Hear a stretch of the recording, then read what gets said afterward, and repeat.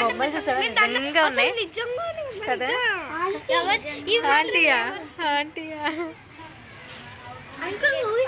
వస్తున్నారట. అక్కడ ఆవు ఉంది, మా అక్కడ ఆవు ఉంది, ఊగిస్తున్నాడు.